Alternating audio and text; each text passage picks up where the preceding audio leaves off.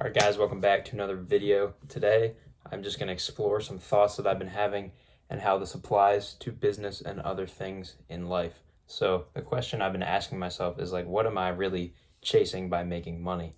What is the end goal? But I think the end goal is just freedom. I want what comes with money, which means, I can travel where I want or do things that I seek to do. But if all I seek to do is work, then that means I must love the work that I'm doing. And I'm currently in a spot where I do like what I'm doing. And that means that I can continually put in this hard work over time. But what I've sort of found lately is that hard work might not be the end all be all, because there are some people that work incredibly hard. Think about the guys who get up at 5 a.m. to come collect trash. I mean, that just happened today, and I wasn't even awake when they came, as far as I know. But trash collectors don't get paid like Elon does or like Jeff Bezos does, because these guys have picked a different vehicle. And that's sort of what I've found, is that if I am working hard, I want it to be on something that has a meaning that applies to my end goal of being free, which often means that I need to have the money to be able to do that. So it kind of brings me back to a quote that I've always used and hadn't really realized how it can apply to my life. So it is direction over speed. So I think how I took it before was that if you're running really fast in the wrong direction, you're actually moving away from your goal, even though it feels like you're working hard.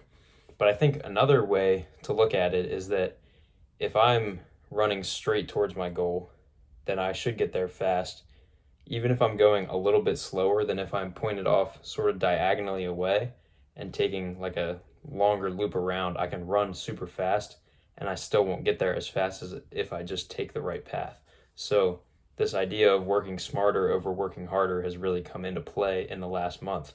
I work incredibly hard, and I've been working incredibly hard for the last 2 years, but I hadn't really started making money until I started working hard in ventures that actually bring profit.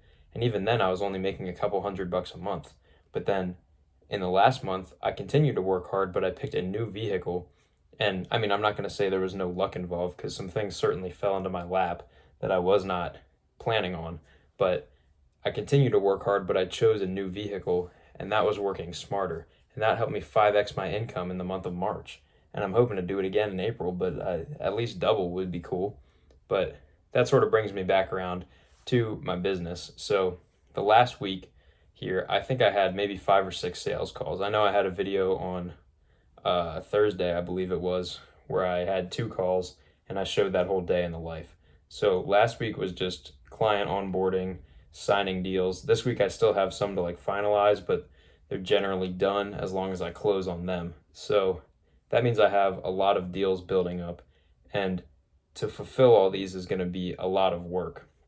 So I need to start thinking like a next level of businessman, where for the last 2 years it has just been, how hard can I work? Where can I squeeze out hours in my day to put in more time? But now it's going to be, how can I be as efficient as possible and make my time really work for me? And now that I actually have some money to put back into the business, I can start saying, how can I make this money work for me in a way that helps my business grow? So this next week, that is going to be the plan. So on Friday, I was setting up a system that will post, if I post on Instagram, it'll go and post to all these other platforms. So instead of having to schedule everything on YouTube, it will do it automatically for me. And on top of that, I also started Snapchat and Twitter, because this software allows for it and it doesn't cost me anything extra. And it just means more opportunity available, assuming things go well. So then this upcoming week, I'm going to be looking for editors, because I need, whether it's taking over my own personal accounts and just sort of outsourcing some of that tedious work, whether I'm bringing the ideas and they're just implementing it, or I can find people that can actually do that kind of research and then continue on that path. That is the plan for this week. I need to figure out a system for how can I effectively, get editors, but not cost my entire revenue in spending for them, but how can I efficiently and effectively get good ideas to them, all that. So that's going to be this week's work, because I need to become more efficient in my daily life. So this weekend was actually super relaxing, because I didn't have any work starting yet, and I was just thinking through some of these things. How can I become more efficient as a businessman And that is really the end goal.